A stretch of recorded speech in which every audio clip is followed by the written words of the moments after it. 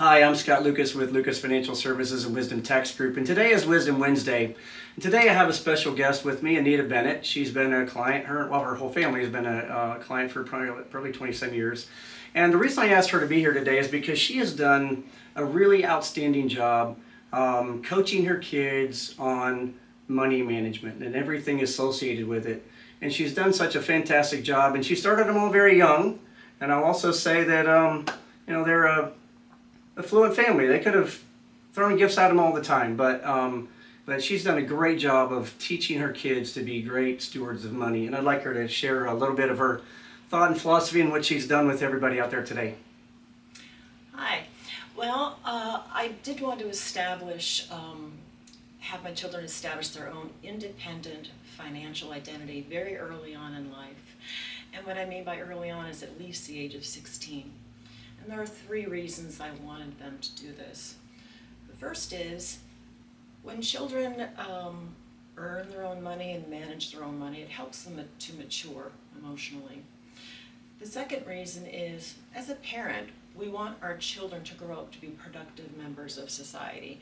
And I feel something very important to being a productive member of society is to be able to manage your money properly. Because if you don't manage your money properly, then the rest of your life isn't going to go smoothly.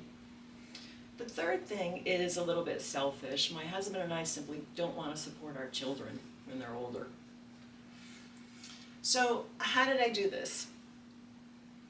Well, the first thing, as I mentioned earlier, is I got them started early, and I told them they had to get jobs at the age of 16. And luckily, they wanted to do that.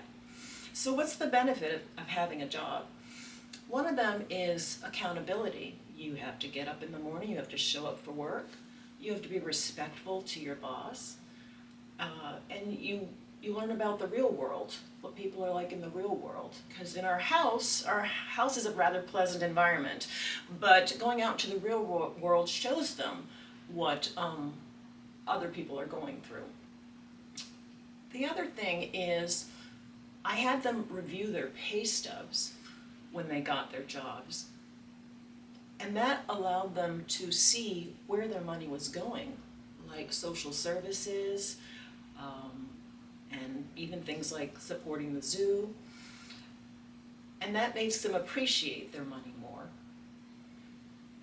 In addition, I had them open up their own checking accounts and savings accounts, and I had them make their paychecks direct deposited into their checking account.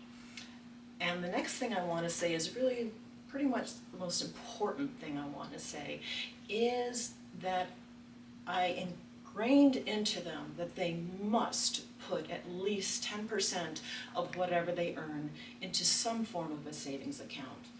Or in my case, I also opened custodial IRAs for them. So that's about all I have to say about establishing my children's financial independence. Well, I do really commend you for everything that you've done with your kids, and it's you raise your kids and you send them to school. Maybe they go to college or a trade school, and they learn skills to teach them how to make money. But through all that schooling, that education, there's really nothing committed to teaching kids on what to do with that money once they earn it. So it's really on the parents' shoulders.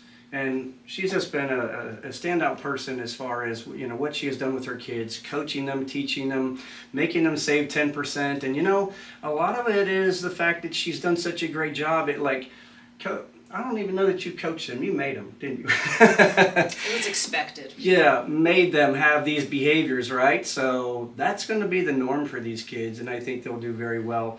And it's all a tribute to your great parenting on that subject. So thank you for being here today. Thank you for listening. Have a great day.